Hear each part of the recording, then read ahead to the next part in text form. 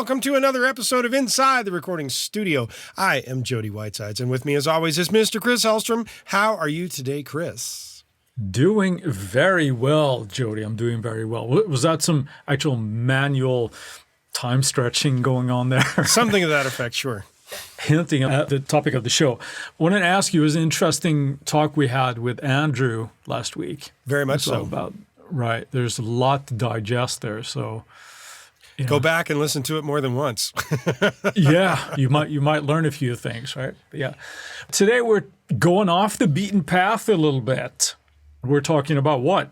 Ways to add interest to your audio tracks and how to get more mileage out of any samples you might be using. Yeah.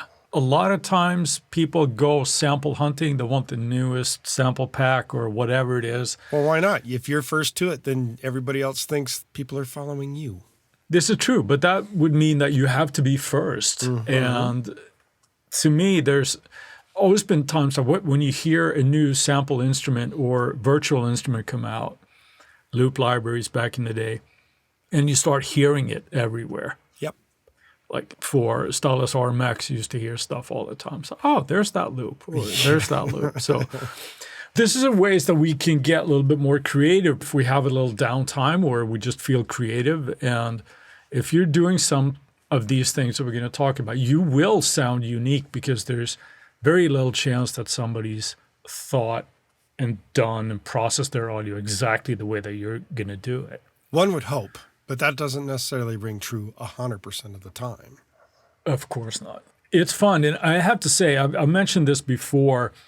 There was one of these producer challenges by Andrew Wong. And one of the guys that participated in that did something that I thought was really, really interesting. It was a guy who goes by AU5. Mm-hmm. They were given a sample and they had to create a song with it. Okay. And the sample that they got was like an open door creaking. And the way he processed that was really, really fascinating. So why would we want to do this then, rather than just have some fun? What do you think? The first thing that pops in my mind is to have a means to creating interest on boring audio. Sure. To me, it's like if you have your song and we have all these ideas of parts that we want to put in there, but everything is not working. So when we have these parts that in the track by themselves can be sort of pedestrian or boring, using some of these techniques can add a little bit more life and interest to them. Something that adds to your track as opposed to just like, meh, as you like to say. Nah. So what's first on the agenda, Jody? Extreme time and pitch stretching, which has been around for quite a while. Sure. The first plugin I can think of that did this type of thing was the Serato plugin. Do you remember that? Yeah, time and pitch, right? Yeah. It was the algorithm that you bought to fit into the time and pitch machine in Logic. It was a standalone plugin, I think, as well. It was, yes. But you had to purchase it extra in Logic way back in the day if you wanted to do certain things. Yeah. It was a better algorithm than what was available in Logic at the time. Yes. I'm not sure if that's available actually anymore. They still make it. Yeah? Yeah. It's not internal to Logic in that regard the way it was back in the day. And what's the deal behind doing it and using something like this? To create textures out of stuff, right? So if you have whatever it is, let's say it's a vocal sample or something, stretching it by like extreme amounts, and I'm not talking about making something just fit the tempo, right? But stretching it in the multitude of hundreds of percent, right? So you can really, really drag it out. And it creates a lot of cool textures. I think that almost makes it like droning kind of a sounds. Sure. Great to either leave alone or print again and toss them into your sampler and tweak further perhaps. But it's a really, really cool way. Is this something that you do? You mentioned pitch and time there. Do you use any like third-party stuff for this, or is it just like you stick to Logic because that's still your creation DAW, right? It's still the creation and editing DAW, yes. Generally speaking, if I'm going to go nuts with something, I'm going to do the time stretch or time compress of a region using Logic. It's just When you Logic's just like built option in. dragging it Yeah, type of thing? option dragging the region in Logic will allow you to change the time in a very different way than trying to just change it via a tempo thing. Way back when, before Ableton Live was capable of doing some crazy time signatures, I used to do some time stretching and other weird effects using Ableton because it's Yeah. very, very good at it, and keeping things artifact free is a good way of saying it. Yeah, that was the strength of Ableton Yeah. early on. Besides other things that it did well, that it had, for some reason, the way that they used an algorithm there that did it relatively seamlessly without artifacts, like you say. Mm-hmm. And of course, sometimes those artifacts can be a cool thing as well if you're doing this kind of extreme stuff and it kind of, but if you want it to just be nice and smooth and not destroyed to hell, you know, Yes. that was a good way of doing it. Well, Yeah. and the fun thing is that eventually, after a little pestering from a couple of people that I know, Ableton actually added the ability to do things in very, very odd time signatures. Yeah, because it was just 4/4 in the beginning. Oh, yeah. Yeah, strictly 4/4. Right.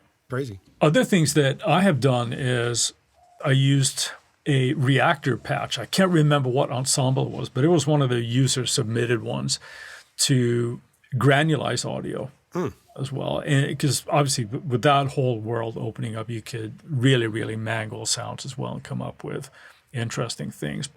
If you're not using Reactor and you're a Logic user, you can actually import samples into Alchemy Okay. because it does a granular mode. And that's also a really good way of tweaking sounds and stretching things and coming up with interesting results. Sure. What's the next one you got here on our list? Rhythmic Effects. Yes. I got, and this is something from simple gating things to like tremolo effects, or maybe even those like classic like stutter edits that were possibly done a little too much in the early 2000s, at least by me, maybe because I was really, really into them. Using all these techniques can work the same way for all three, right? You can use musical division to add a groove, or in the case of perhaps like stutter effects, having a little bit more of a glitchy kind of thing. I think that's something that can sound really, really cool. Not to blow my own trumpet here too hard, but I did a track on an album that I did. I just realized it was almost 10 years ago. Holy crap, time flies. But there's a track called Love, which is just sound mangling, and it's like a showcase for all of these techniques. But that sounds a little bit too self-aggrandizing. I used a lot of these things in there, and granular synthesis and the gating and stutter edits and all this kind of stuff are well on display there. That's something that I think could sound really, really cool, whether you're doing it in just risers or slowdowners or whatever. Look at any Heaviosity product and you see, and they always have like a gating engine in there or something, or a tremolo engine. It sounds really, really cool to me anyway.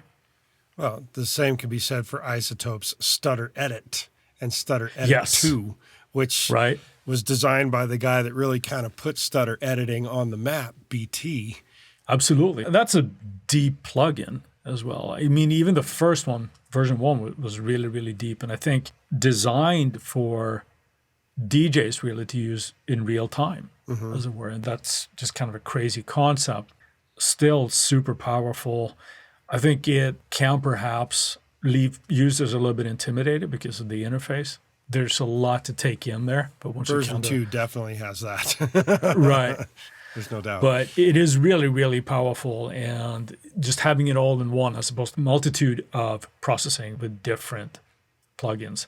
That's a cool one. There are other things that are on the cheaper side as well. And I think actually it might even be free, but there's a company called Audio Modern. They have a plugin called Gate Lab, which just does gating, right? And you can randomize it and do all sorts of kind of creative stuff with it. So that's one of them that's kind of cool to use as well. Right Me, of course, being a glutton for punishment, I tended to do all of these by hand. So I like to cut in the DAW.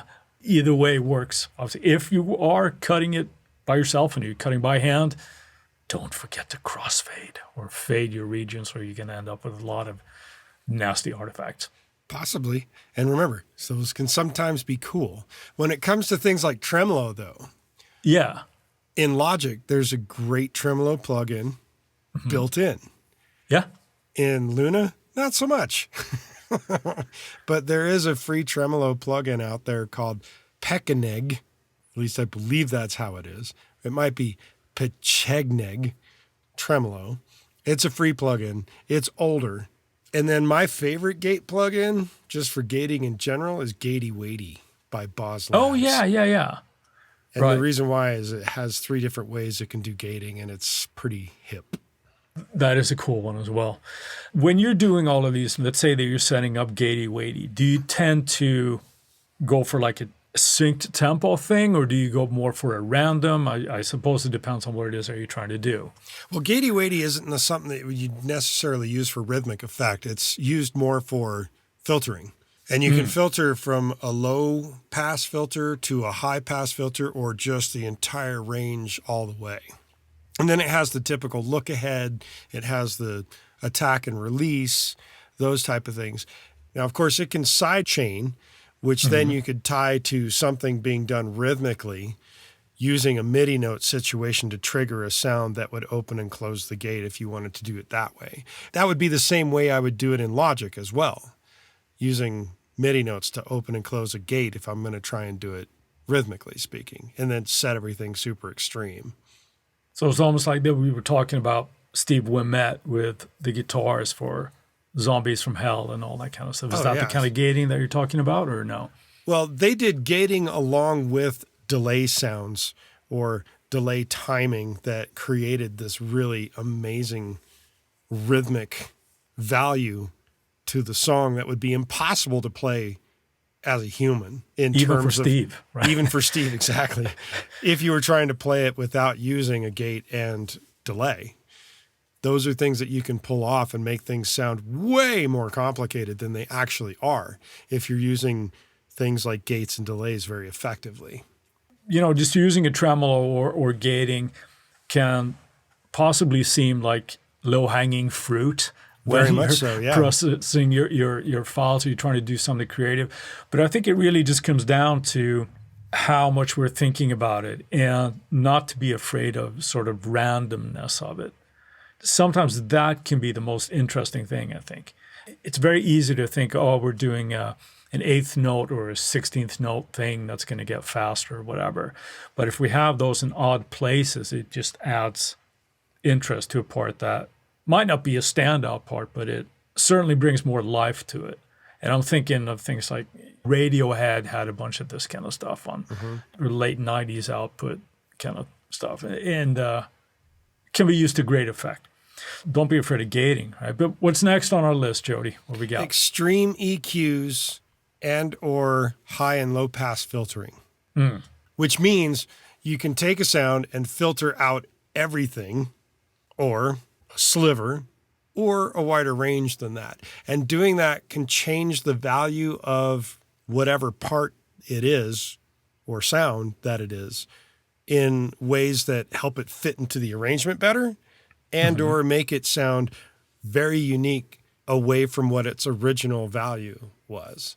Yeah, this is something that I used to do a lot, and more when I was working with loops or performance-based virtual instruments. Let's say something like Damage, right? With some of those performance loops that they have, where there might be elements of the sound that are sounding really cool, but using the whole thing is just too much, right? Yes. So extreme filtering to just kind of create something new. You might just leave, we just got something at 700 or whatever it is, right? Using just the top end is a great foundation for perhaps tweaking that sound even further. So using extreme EQ there. And of course, the opposite is true. And I think we have to mention here as well, like the telephone voice thing, right? Because that's essentially what that is. It's For so those that are cliche really these days. young, the telephone effect made it sound like a bit like a megaphone, if you're familiar with what a megaphone sounds like. Because before the advent of the cellular phone, where things kind of sound like everybody's normal voice, we had landlines, and those things, when you spoke into them, they sounded a lot thinner and smaller in terms of what the person's actual voice would come out sounding like on the other end of the line. The idea of doing the phone effect is to use a low pass filter and a high pass filter and narrowing out a band somewhere in the mids and pumping them up a bit so that you're getting a very narrow range and accenting a certain portion of that narrow range that's left. And that gets you what we call the phone effect. Yeah, I suppose people today might not know what we're actually talking about, but just like you described, yes, that's what was happening, right? But of course, as we're thinking of that on a vocal line or something, can be used very effectively and was and has been to death. The technique still applies to whatever it is that you're doing. Right. So it's a similar result and you can get some cool stuff coming out of it. I remember reading an old article from, I think it was Charlie Clouser and the whole Nine Inch Nails camp, Keyboard Magazine, when they were doing or working on the Fragile, and how they would go through this and just they would sit in the rooms and try to come up with material and things, and then deciding that in the track the whole thing is just too much, so they would just filter down everything. That it's just within an inch of its life, shall we say, but the loop now works and it's interesting. So it is something that I've done a lot, and I'm sure you have as well. So I'm still doing it now with some of the remixes I'm doing. See, there you go. Yeah. When we're talking about what we do, like audio engineering and mixing, so much of the time we're talking about things being pristine and sounding beautiful and it's in all its glory, right? Everything is supposed to be perfect. But sometimes that can be boring and it calls for something different. So using like extreme EQs or filtering, it can bring stuff to life and have a little bit more interest, I feel anyway. I don't disagree. So the next thing on our list here is kind of related to that, I suppose.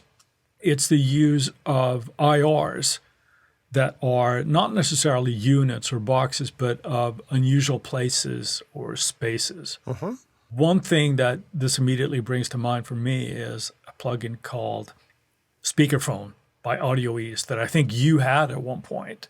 I do own a version of it. It's quite old because I haven't used it in about 8 years plus. It's been a while since I've used it. Yeah. But I had that, and it was amazing. And it probably still is with the current version that they have. And the idea behind it is they went and made IRs of an insane number of just crazy different spaces. It was not originally intended for music. It was originally intended Foley, right? For Foley artists and post-production sound for TV, film, video productions, what have you. They have IRs of things like the inside of a cargo van or a bathroom or a stairwell or going through some type of electronic thing like a boombox or transistor radio. They had sounds for various types of cars like a Volkswagen Bug. They just went and made IRs of all kinds of crazy spaces. For some silly reason, I got that plugin thinking it would be fun to do that for musical purposes, to put a sound in a very strange spot, so to speak. And even if you don't have that, there's so many IRs out there. To me, Space Designer is a real treasure trove of this. Oh, yeah. Because it has that category like warped spaces and fantastic for this stuff. Now, I'm not thinking necessarily of placing something in an actual environment here. It's just tweaking the audio, having it 100% wet and using whatever IR to just make it sound drastically different and hopefully cool. Transistor radio you mentioned there, that's something that's in there. And so that's kind of like a common thing, or having it come out of a little tiny speaker is a great way to shrink something really big. Well, and the other thing, have it a different vibe. Sticking with that kind of concept of transistor radio, and you said making a big thing sound small, that's very much akin to the phone effect that we mentioned in the last process. Anytime you take something that's a much wider range of dynamic and pitch value, tone, and put it through something like a transistor radio or telephone, you're removing a whole lot of its value on the high and low end. And it definitely puts it into a different category of how well it will sit inside a mix. Doing that using either speakerphone or using a bunch of filters to filter things down, that sound will now actually stick out a lot more than you might expect. So you have to be careful how loud you make that within your mix. Because when you're removing all of that information, you start pumping up the volume a little bit to accommodate for that, it will really poke out because it's right in human hearing. Yeah, depending on the frequency, obviously. But yes, it can poke out. And it's one temptation when you're kind of placing these in the mix, I suppose, after the fact, is that we've spent so much time tweaking these samples or the audio that we're just like, oh, I want to hear it. I want to hear it. I want to hear it louder, louder, louder. And now all of a sudden your main track of the song is coming out of a transistor radio. Right? So for nuggets of audio interest, it's a great technique, but IRs are a treasure trove for that. My favorite actually of that type of effect has to be the intro to an ELO song called Telephone Line. Where how apropos. Right? It starts out sounding really small and narrow in the stereo mix and right in your face. And it sounds like this guy's singing to whoever it is that he's singing to via telephone line. And then as the intro goes along, it widens out into stereo and becomes dynamic, full range of pitch and everything and not narrowed down like it starts out, which is pretty cool. I'm fascinated by a bunch of the guys, like sound designers, like what's Venus Theory or whomever, where they do all these creative things and just come up with these awesome sounds in ways that I would never think of because I don't do that on the daily, right? But it is really, really cool. All right, landing on tip number 5. This is something that you have just had to do because you mentioned a bit crushing plugin last week, but I'm talking about bit crushing and distortion here. Yes. I was working on a remix. There is a very, very nice and handy and capable bit crusher built right into Logic. And the original version of this was done in Logic, but now the remix is being done in an entirely different DAW, and I had to find a different bit crusher because I didn't have a bit crusher available in Luna until... Don't you hate when that happens, when you don't have a bit crusher? Exactly. There's a bit crusher that can be found. It is by TrickTick. They have a free version of a bit crusher, and then they have a pro version of that same bit crusher, and it can do some amazing bit crushing. As you mentioned, you get into doing an effect and you think, oh, this is so cool, I'm going to turn it up. I got done with dealing with the bit crushing that I did in this remix, and it gets to the very end of where it's really just getting very, very extreme because it's for the outro of a song. And I thought, oh my. This was on the whole mix or was it just on the guitar? No, it was on a percussion loop. Got it. That gets more and more crushed and distorted as it goes through the outro. By the time it got to the end, it was so ridiculously loud. I'm like, it sounds so cool, but it's so out of whack with the rest of the mix. I got to bring it down. So, yeah. Yeah, it's easy to overdo those sometimes because they can sound so cool, but then in context, it's not going to work. It's like, maybe dial that back a little bit. But I'm a big fan of bit crushing as well. You often say that I'm the distortion guy. You are the distortion guy. I don't use it as much as I used to. But yeah, I'm a big fan. And it's not necessarily, although it's a part of it, but not just throwing distortion on a vocal or a drum loop or whatever it is. That in itself can be very effective. Bit crushing obviously has that degrading quality on the audio that can be very, very cool, I think. Because it is something that it sounds unexpected to me when you hear that sound. It's not something that we're sort of used to hearing. And I guess that kind of goes along with the whole list here, right? Trying to make something a little bit more surprising or different sounding. A tip that I would just suggest if you're trying out bit crushing here is if you go to the extremes with it, the top end can get really, really awful sounding. And it's not cool anymore. So having like a high cut filter on top of it can tame that when it's just like, oh, the aliasing is just going like, I can't hear this anymore, right? But using a high-cut filter on that can give some really, really cool results. Do you have any favorite tools you like to use for doing all of these types of things? Yeah, obviously Space Designer that I mentioned. I do like Logic's Bit Crusher as well.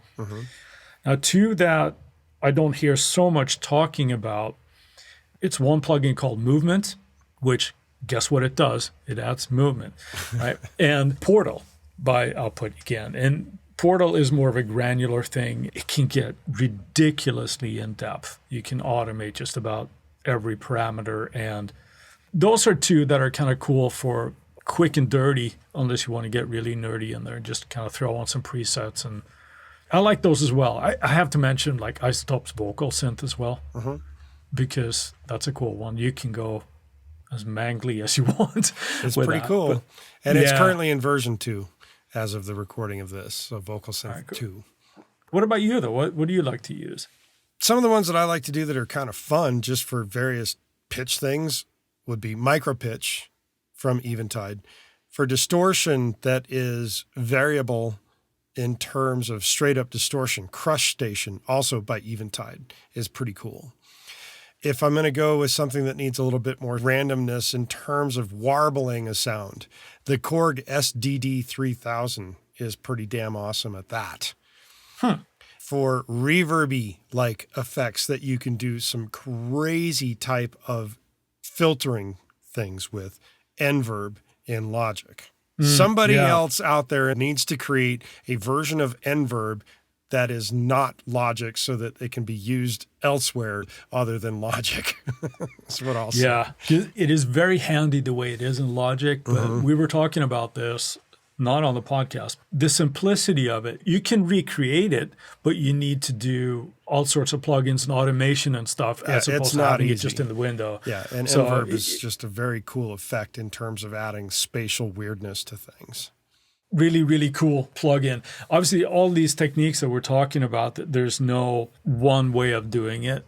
A lot of times, just mixing up the order, trying different things, processing things further is the way to go. And sometimes you come up with something cool, and sometimes it's just a train wreck. But then nobody has to hear it, so that's good. Last question here before we put a bow on this, I say. When you're doing this kind of processing, do you tend to leave the plugins active on the track, or do you tend to bounce it to audio? Depends. If it's something like Nverb and I need to use it outside of Logic, I'm going to have to bounce it to track. Right. If it's not, and it's something that I can do within the mix, I'd rather keep it in the mix. Because to me, I think sometimes there's a randomness that can happen when we're doing this experimentation. If it has a pleasing result, let's say it's a filtering thing or what have you, or a nice gating thing, I like to bounce that to audio because then I have that preserved in time. That kind of thing. So, okay, here's the audio and then add further processing or whatever. Let's move on to our Friday finds. Chris, what have you got this week? A little while ago, a friend of the show, Adam Mosley, did a tutorial for Plugin Alliance. It's called How to Mix a Song. Isn't that apropos? Wow. It's essentially Adam just walking you through an artist that he's producing and walking through his thought process, his mentality, what he's looking for as he mixes this track. If you listen to Adam on our show or know about Adam, you know his wealth of knowledge. It's deep, right? So get to watch him to do that is a privilege, and it's really, really cool. So if you haven't seen it, go check it out. It's called How to Mix a Song by Adam Mosley and Plugin Alliance. What about you? I'm going with micro pitch, and I know that I just said that it's one of my favorite tools, but I'm going to add a little extra to that. Micro pitch immersive. As I'm about to be doing Sony 360RA mixes of all of these remixes, plus Dolby Atmos versions of all these remixes, Micro Pitch by Eventide now comes in a flavor called Micro Pitch Immersive, which allows it to go 3D. Very which cool. Is such a mind-boggling experience when you can throw pitches around in the 3D space. That's my choice of this week for my Friday. Awesome. Friday. While we've got your attention, we ask that you go to InsideTheRecordingStudio.com and sign up for our mailing list. You'll need to be on our email list to be eligible for future giveaways, and we'll make sure you don't miss any future episodes of this incredible podcast. Send us an email at goldstar, GOLDSTAR, at InsideTheRecordingStudio.com with the word tweaker, and you'll get something cool back in your inbox. If you have a topic or suggestion for Chris and I to explain in a future episode, contact us at the contact page and we'll put it into consideration for a future episode. With that, I'll say see you next week. Thanks for listening, everybody. Have an awesome day.